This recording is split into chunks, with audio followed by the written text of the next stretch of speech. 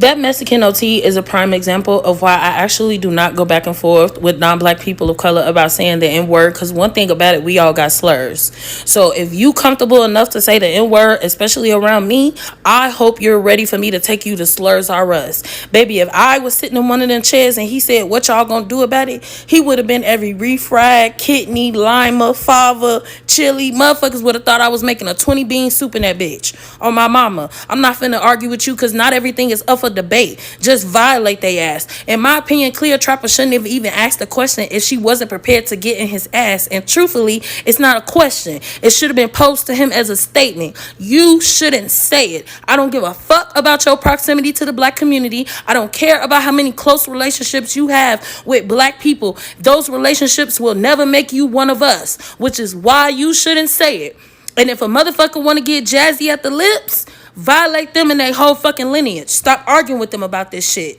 And it is absolutely insane, but perfect timing for him to make that statement while his direct community has been demanding solidarity from Bláck Américans. That's why I said that while solidarity is important, addressing the anti-blackness in y'all community needs to be a priority, because you cannot demand solidarity from us and also defend why you are anti-black towards us. You cannot do both.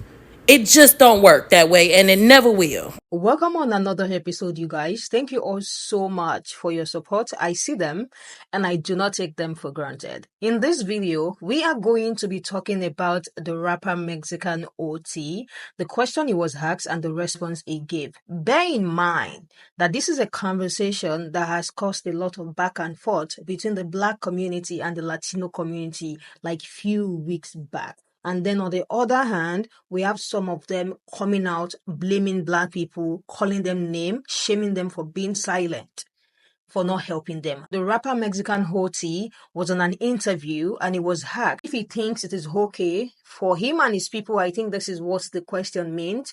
Like if it is okay for them to use the N-word. And he literally just scanned the room and said, who is going to check me if I do? And I think even in his response, use the N-word. And these are the same people that are calling on the black community to speak up for them to join them in the protest. Because few weeks ago, black people literally told them to stop using the slur word. The N-word is a slur. That is the reason why black people are telling them to stop using it. But these people feel like black people have no right to tell them to stop using the N-word. And this is a clear example of one of them literally saying, if I do, who is going to check me? Even beyond the response, the language in the response, the body language in the response, the way the response came out as well, you can just tell. People are reacting to it. It is literally going viral. So without wasting much time, let's get into it. So we just gonna act like it's not real fucking convenient that this interview dropped with that Mexican OT almost immediately after we having a conversation about the motherfucking ice race. Shit, maybe I'm bugging though. Maybe there is no correlation and the government has no incentive to platform a narrative like that at a time like this. But beyond all that shit, y'all, can we please, for the love of God, stop letting rappers, entertainers, and celebrities set the standard for what type of conversation we gonna have around real life shit. I want a 5-star meal, which is difficult as hell to make, especially for me, because I don't want all that fancy smashy shit with all that foie gras and fa. I want some good shit with some good portions, you know what I'm saying? I want to be full by the time I'm done. I wouldn't go to a nigga that only know how to make ramen noodles. And then I wouldn't base my whole opinion on niggas that know how to make 5-star meals off a nigga that really only know how to make ramen noodles. Y'all are basing y'all political standings off niggas with ramen noodle politics. If you want to hear from niggas that know what the fuck they talking about, yeah, you could just ask a random nigga on the street, which they will have some expertise on their lived experience. But if you really wanted to know something, go read poetry from niggas. Go listen to scholars that are niggas. You know what I'm saying? And if you wanted to hear from Mexicans that know what the fuck is going on, go read Mexican poetry. Go listen to Mexican scholars and activists. Stop doing dumb shit and being surprised when you get dumbass results. This is why I say there's no such thing as black and brown. Because for this man to say, what you gonna do about it, it's absolutely ridiculous. Because there's some real ones out here that if they heard you say that around them, right, they would absolutely do something about it. Now, here's the problem. You can say whatever you want to say. But there are consequences for saying certain things. My thing is, why do people that's not black want to say this word? Like, why? We are not the same people. Why do you want to say that word, though? That's what you need to ask yourself. And just because you grew up around black folks doing, I guess you were doing egregious things, right? That don't give you a right to say that word. Like, how would you, I'm not even gonna say that, but if we was to use certain language towards you, would you want us, would you like the fact that we're saying that? And also, here's the thing, everybody want to be black until it's time to be black. That is why black folks are silent with the situation that's going on in America right now. I don't know who Mexican OT think he is, but y'all need to stop letting people slide with the N-word. If you are not black, if you or your mama or your daddy is not black, you need to stop saying the N-word, because y'all keep letting so many people slide, just like Mexican OT. Mexican OT is in an interview with a woman full of women that's black in the room. They asked him, why do you feel like it's okay for you to say the N-word? He said, this excuse, blah, blah, blah, blah. And then at the end of it, he says, so, like I said, who gonna do something? Somebody said in the comments, y'all should have all jumped him. And I agree, because why do he think he is that special to use the N-word? Like, he talking about, well, I grew up around black people. I earned it. I don't care who you is. I don't care if you Mexican OT. I don't care who you is. If you is not black, y'all need to stop with the N-word. Y'all using that too loose. The reason why Mexican OT and other people from outside of the black community feel comfortable with saying the N-word is because people from inside of the community allow it. The reasons why places like the Shade Room are able to thrive with desecrating the black community is because people within the black community allow it. We can complain about people like him saying the N-word, but when he had that popular soundbite that was trending and everybody was showing their grills, everybody was using the soundbite. The soundbite of a non-black person that says the N-word freely. Nobody had a problem with him then. People will talk about the fact that the Shade Room's founder is somebody who is not Bláck Américan, but at the same time, the Shade Room has over 29 million followers. They ain't all from Africa. When the Kardashian Jenners spent the bulk of their career cosplaying black women, who was the good portion of people around them? I'll let y'all answer that. And every time that family has a product drop, y'all are outside buying it. So until we as an entirety of a community get very serious about ourselves and about what respect looks like for ourselves and our culture, and what disrespect looks like and what we won't tolerate, which includes not supporting, not engaging with, and not tolerating black folks who are in community with people who choose to continue. Talent doesn't exclude racism. I just watched that interview with Mexican OT in a room full of black women, which included black men who were kind of in the background. And the interviewer goes, why do you feel comfortable to use the N-word? And he sits and goes, because who gonna check me? And the room filled with laughter from the men and women. Mind you, the interview was on Juneteenth, a day celebrating the final end of slavery. And on this national holiday, a man of low caliber, a lame loser, thought that his status, his wealth, and his talent could allow him to disrespect black people. Every person in that room who laughed and allowed that imbecile to degrade them on our national holiday needs their platform removed. Mind you, Mexican OT is a proud man who proudly voted to end diversity in the workplace. He wanted to shut your business down. You allowed him to sit there, say the N-word, and laugh in your face and threaten you? Mind you, he didn't go on there talk about ICE raids. He didn't talk about them going into school, them going into workplace, concert venues, baseball games. He went on there to defend why he can use the N-word. That's the type of person who gets that Mexican OT conversation. I just watched a little bit of that interview. First of all, Cleopatra usually don't let nobody play in her face. I was kind of gagged at how silent my sister was, but that being said, I want to talk about this whole idea that all of these Mexicans is walking around saying nigga all the time. Now, the Afro indigenous girls, the Afro Latina girls, the Puerto Rican girls, all that, let's sit that over there. I'm talking about the essays. I'm talking about the girls who don't identify with niggas at all whatsoever outside of saying the word nigga.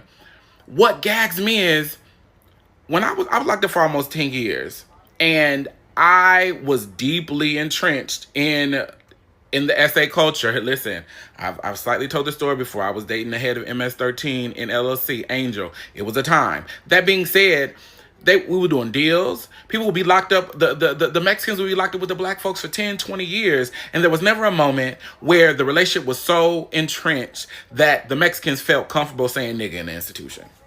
It never happened. So you can't tell me that your formative years, hold on, wait, let me see how old this nigga is. First of all, that's a hard 26. He's 26 years old. You talking about where you grew up. Maybe let's say for 6 years you've been out here doing the things. I doubt you was in the 10, 15 years of community, maybe. But why don't I see you with no black folks? You were reared as such to where like this is, and ain't nobody gonna tell me nothing. You wasn't around the right black people, and they always do that. Everybody does that. Motherfuckers be calling people trannies and shit. They be doing that shit in front of the wrong girls. Yeah, when y'all be calling girls punks and all that stuff, when it's a read, y'all be doing it in front of the wrong girls. That type of shit was out of line because I don't believe, actually I do believe, I was about to say I don't believe he would be on a podcast with black men and say that. I do believe, because in closing I want to name that it's historically black men who are giving these motherfuckers those passes. The same black men that'll let that white mama of their biracial children say that. And soon as she get mad at you, she calling you a bag of niggas because that shit is cute. Yeah. But yeah, I ain't never seen that. I have never experienced a level of solidarity where a person who is Mexican, does not identify as black, African American, none of that. We're not talking about the Khalils of the world, honey. I'm talking about that Mexican OT where it's like, yo, I've been so down, I'm so in community, I walk around saying nigga. And somebody in the comments was like, Paul Wall would say it. Paul Wall has never said that. Eminem has never said no shit like that in music. I don't know what they do behind the scenes. But yeah, but the shit you saying don't make no sense. And somebody need to put their steel toe boot up your. This is that shit that I be talking about, bro. It's a pattern, and it's always been a pattern, and I'm surprised that ain't nobody seen it. Because years back when that nigga first debuted, Mexican OT, oh, who this rapping ass Mexican from Houston? A fucking pretender? That's what he is. And I know it's pretentious because of the fact that, one, y'all always have the same story, and two, y'all always come out acting the same exact way. If you are really in the hood, if you are really from the hood, if you really mixed in like that, then you would know that there's variety to black people. They don't all just act like how you act. You act like the stereotype. That's how I know it's fake. The shit that people think that a certain race does. Y'all act like the stereotype every time. I can't take y'all niggas serious. That weak ass sob story. Oh, I grew up black. I grew up poor. Okay, you didn't grow up in poverty. You grew up poor. Which is most likely affected your mama sitting on her ass. Or your daddy too, if he was there. Which he most likely was, because y'all parents stick together. Like I said, we're not the same. Y'all pops wasn't ever incarcerated just because they were trying to make it in a system that was never meant to benefit them. So, I don't want to hear that. We're not the same. We're not the same. Y'all did shit because y'all wanted to. Not because y'all had to. Y'all came to America because y'all wanted to. Not because y'all had to. Y'all weren't brought here in chains and packed like sardines in the bottom of boats. And then brought here to do free labor. Because actually, y'all came here to do labor for more money. We're not the same. We're not the same. We're not the same, and we're not brothers. We're not sisters. Fuck y'all wetbacks. Fuck y'all. Seriously. Fuck y'all.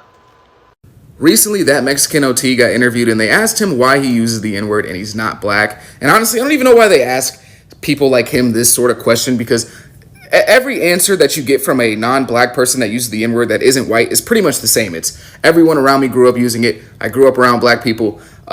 We went through somewhat similar struggles, and what are y'all gonna do about it if I do say it? It's pretty much those four things combined all the time.